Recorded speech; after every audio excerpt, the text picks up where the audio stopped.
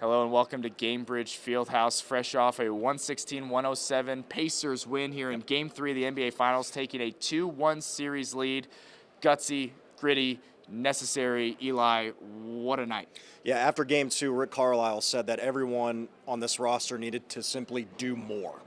And we saw that without a doubt. We talked about Tyrese Haliburton, some of his shortcomings, especially in Game 2. For sure. Bounces Warranted, back. too, Yeah, right? warranted, yes. So 22 points, 11 assists, 9 rebounds. And then, so obviously he was back to his normal self facilitating and getting the offense going. But big story in this game, without a doubt, the bench, outscoring OKC 49-18 in that department. So impressive. 30 first half bench points. Bennedict Mathurin, 27 himself. The Pacers needed a performance like that. Outside of Siakam, outside of Haliburton, they needed more. Like you said, Rick Carlisle said, huge performance, not only from him scoring the basketball, but Obi Toppin, TJ McConnell, Ben Shepherd, the spark they brought. You can't say enough good things. Just quality from top to bottom. I mean, yeah, T.J. McConnell was the Vintage. The vintage T.J. just really setting this place in a right mood to kind of carry them throughout the game. The energy that he brought, not only offensively,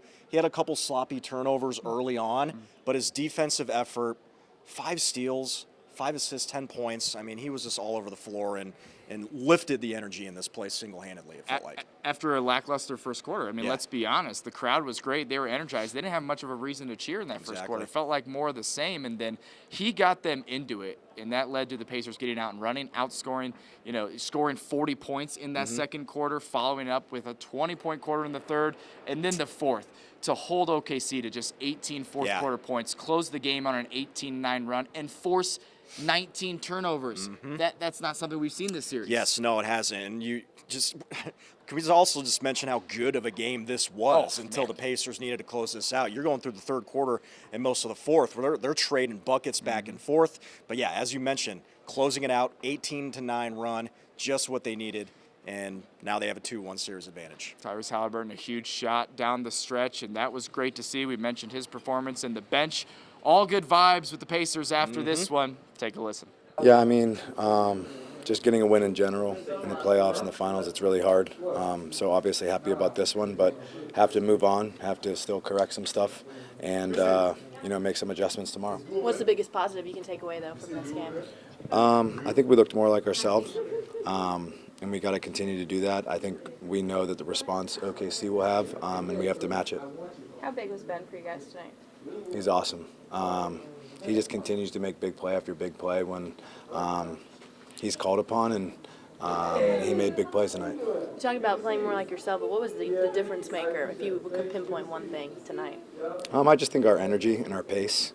We didn't really do that in Game 2, and you got to credit OKC for that.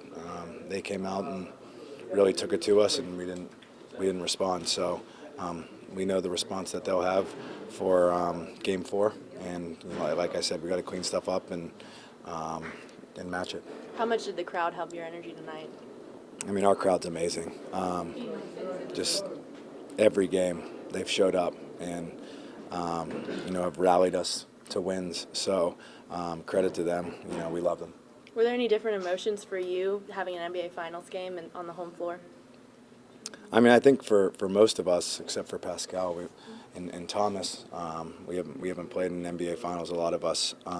So to do it here, for this amazing organization, obviously great. You can see how energetic the fans were. So it was cool to get that, first finals under our belt. But like I said, we got to move on and get ready for the next game. You talked about the energy being up tonight. Is that something that you feel like a responsibility to be that sort of energizer, to bring that when you check in? Yeah, I mean, I feel like that's my job, and the job of people that come off the bench. Obviously, it goes up and down sometimes, but I like the energy that we brought, and we have to do that next game as well. How was the team able to start playing downhill, especially in the second quarter? I mean, I just think it was a concerted effort by all of us to do what we can to get downhill and don't settle for jump shots, and credit the coaching staff for putting that in our minds, and credit to us for going out there and executing it. You got feet in the paint all night long. Some of that was screening, but some of it was it just being more intentional about getting feet in the paint? Yeah, I mean, their defense is elite. So just trying to get to the paint as best as we can before they swarm and get all their steals, is what we need to do. And there's still stuff that we need to clean up for sure, though. Do you pick? I felt like you guys, obviously Pascal got going early, you felt like you were throwing more cuts in that second quarter for you guys. Did it feel like it was a more concerted effort to get guys moving off the ball? Yeah, I mean, I feel like our identity is just cutting and moving and playing with pace. So when we do that, and we're getting out and running, we're a good team. So we've got to, like I said, fix some stuff, but see what we did well as well and kind of fine tune that. TJ, as disruptive as you are, and it should be an element of surprise anymore, but are you finding yourself picking spots so when you can jump into those lanes or get into that inbounds? Yeah, I mean, you don't really want to gamble against this team. They'll make you pay in a bad way. So just trying to find my spots in that part of the game and try to get timely steals is kind of just one of those read things. Those out-of-bounds plays, were that just something you saw during the game as it was happening? Yeah, I mean, it's just a kind of a feel thing. And like I said, if I don't get it, it's a gamble. But I was fortunate enough to get a couple steals and try to give us energy. You've been a max effort guy your whole life. I just wonder if the max felt a little different in this finals game than it does normally. Yeah, I mean, I appreciate the compliment, but like you said, it's the NBA Finals. We've got to bring that energy, all of us. Because if we don't, it's doing a disservice to these fans and this organization. We've got to continue to bring energy to the highest level. You said that Muggs was pretty under the weather today. Still had 5 blocks today. What did you make of his effort in powering through the illness? Yeah, I mean, that's our guy, and the fact that he was able to play through that, and it's a testament to his character and who he is. We're thankful he's on our side, and obviously we'd like to get him 100% healthy, but he fought through a lot tonight, and thankful that he did. What was the message like after the win in the locker room when the coach talked to you guys? Yeah, obviously it's a good win, but have to move on and fine-tune some stuff tomorrow and get ready for Game 4. When you shot the 3 points, what are you feeling? How does that went? Just catch and shoot, be ready to shoot the ball. They're a heavy paint team, and tie kicks, I got to be ready to shoot. But that should be on the scouting report to other teams. Why do you think he's still so successful? Hey, man, he's just one of the hardest hitting dudes I've ever been around. He's inspired in the way that he plays. And he just finds a way to do it. Just continues to find a way. I have no answer for you, to be honest. It was now your first home finals game. Did it felt different compared to the playoff games before? Yeah. The crowd was in there today. They were loud. We needed them. We're gonna need the same energy for Friday. Sorry if this has been asked before, but how big was this win? Going up 2-1, defending home court in the NBA Finals. Huge. We always want to play from in front. But can never be too high, never be too low. Still made mistakes today. We're still gonna learn from them. We'll be better for Friday, and we're gonna go out and try and win that game too. What effect does this have on your confidence level, though, going into Game 4? It just shows that even though once again we didn't feel like we played a perfect game today, we can still beat these guys, and we can go out there and continue to improve on Friday, and hopefully beat these guys again. Aaron, there was a lot of conversation about getting in the paint after Game 1 and 2. You did that a lot. What changed in between the two games and tonight? Just mindset. How big was Ben tonight off the bench? Huge. We need Ben. To play like that all the time. What does he bring that others don't, or that he can light a spark with you guys? Just a dog. He's a dog. He's an ultimate scorer. He makes big time plays, timely plays. He just works on his craft so hard, and it shows. How satisfying is that you are now the one who lead the series with 2-1, and everyone was more thinking that OKC might be the one who will lead the series first? Yeah, it doesn't really matter what everybody else thinks. It only matters what we think in this room, and we believe we could beat them. We just showed we could beat them, and we still can be a lot better. So we got to beat them again on Friday. Do one more for Aaron. Ty talked about just after the last game, just getting into some different stuff, mixing things up, not just doing a whole lot of high ball screen stuff and moving things around. I mean, not to get too deep into the weeds on strategy. What impressed you, though, about just how he ran this offense, basically put himself and everybody else in good situations? He knew what he's the best at controlling the pace of the game, controlling the game as a whole, and I think he did a really good job of mixing it up. Like you said, we kind of just, the offense is in his hands, so where we go as he goes, and he made great reads today. He put guys in the right position today. He's going to have to do that again. It feels great. Our fans was amazing today. They were loud. We heard them. And they brought us energy. But this game is over with, and we got to worry about game number 4. Yeah. What makes this team so good at bouncing back after a loss? We've been resilient all year. We'll never hold on to anything, even during the game. Like, we get over things quick, on to the next play, and we've been like that the whole year. So. You guys talked a lot about, after the last game, about how the second, just the first half was rough and you need to start faster. Yeah. Not the best first quarter, but you guys really bounced back in the second. Yeah. How much of a focus was that going into this one? It's definitely a focus. This is our first time playing in the finals in our gym.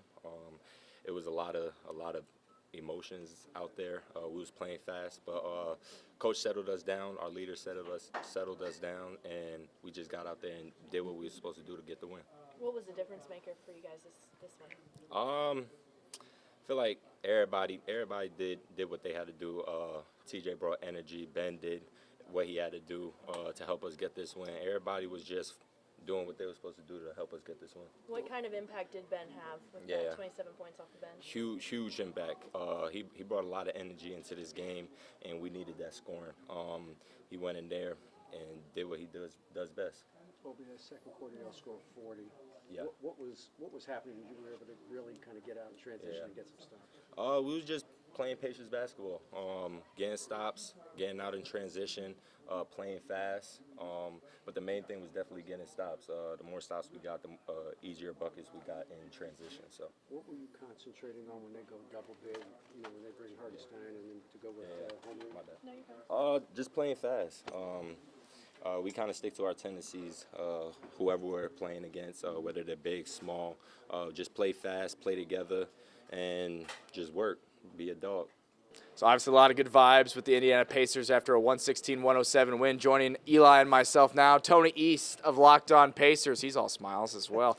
Tony, obviously the story in this one, the bench, 49 bench points, really impressive. Bennedict Mathurin, TJ McConnell, Obi Toppin, Ben Shepherd, really impressive, a spark for this team. The bench had not been particularly impressive all series to this point. They'd be getting beat off the bench in these games. Game 2, Aaron Wiggins and Alex Caruso were all over the Pacers. And tonight, Mathurin, sensational, tied for the most points by a Pacer off the bench ever with Jalen Rose in 1999. Wow. He was absolutely fantastic, finding the gaps, making those shots that only he can make on the team, really. Some of those tough takes that you think, what's he doing? Oh, he can make that. And then TJ McConnell, just the pesky, huge plays, steal the inbounds. I think 3 of those in one game. 1 is already a big moment for him and the Pacers. To get 3 was crazy. Lazy stuff from the Thunder there. And those not only are worth points, they get the crowd really juiced up and excited, so a lot of extra value in these finals games. He was fantastic. First guy with 10, 5, and 5 steals off the bench in an NBA Finals ever. I got the bench stats ready. So those 2, the other guys were all important in different ways, but those 2 were really just like awesome performances off the bench at a time the Pacers desperately needed their bench to be better. Yep. Yeah, couldn't say more about him getting through this game. But also, let's look at Tyrese, the guy that runs the ship here. 22 points, 11 assists, 9 rebounds. Just the bounce-back game that he needed to have here. Yeah, absolutely, and I think that a lot of times with him, the criticism and the praise need to be like about equal, because he took a lot of heat last game and then comes out and he didn't even do all the stuff that everybody says, drive all the time, get through him. He just played a Tyrese Haliburton game, found the shots that came to him. The Pacers did a better job of getting him involved, like the stuff we talked about after game 2 with some off-ball screening, Miles Turner pitching at the top of the key. Lo and behold, he's got space to move, he can see lanes, and he's scoring, and he's getting to the rim, and he can beat Tyrese Haliburton. The passing was very crisp. I think he had 6 assists at halftime, and the scoring was was immense. He hit 2 just absolutely huge threes within the flow of the games. Yeah. And so he was just very great at everything that makes him so good and makes the Pacers good. When he plays like that, generally the rest of the players all have easier times looking good. Lo and behold, that happened today. To me, the second and fourth quarters were the story of this game, right? The bench really got this crowd back into it. 40 points for the Pacers in that second quarter, then holding OKC to just 18 in that fourth and ending the game on an 18-9 run and forcing 19 turnovers. It felt like the script kind of flipped. Impressive both moving the ball offensively for the Pacers and a defensive effort they needed as well. Totally agree. Yeah, that second quarter was huge because they were falling behind a little at the end. Felt like it was getting away, and at the end of the first quarter, the flow of the game suggested, like, oh, man, OKC might have a nice night, and then boom, off they go with that bench run, and the starters maintained it. And the fourth quarter defense came out of not nowhere, but that was the best defense they've showed all finals, I think. Certainly for a full quarter. I think the Thunder only scored like 3 points in the final 6 minutes or something like that. And they were losing going into the fourth. You just never know how a team's going to respond in a moment like that. But that's kind of what the Pacers' ethos is to me when they're playing their best, is like the bench comes in and does what they do, and then the starters come in and keep that momentum. Yeah. It doesn't really break up when they make subs. And that in Game 2 when they lost, that did not happen at all. The bench came in and immediately the Pacers were dead on arrival. Tonight, the exact opposite. Yeah, and also I was going to talk about the moment Nembhard hits the little fadeaway jumper and McConnell gets the steal in bounds to tie that game up.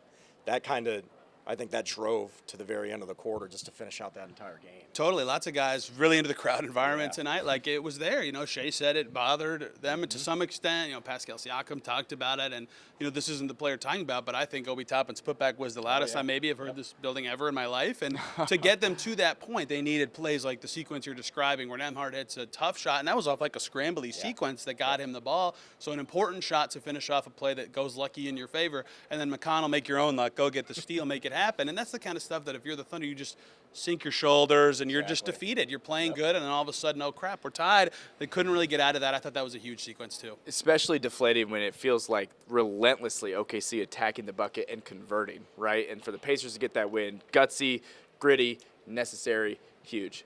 That's Eli Gain. That's Tony East. I'm Dominic Miranda, and the Pacers have a 2-1 series lead in the NBA Finals. We'll be back here in downtown Indianapolis for Game 4. Gainbridge Fieldhouse sure to be rocking, no doubt about it. We'll see you next time.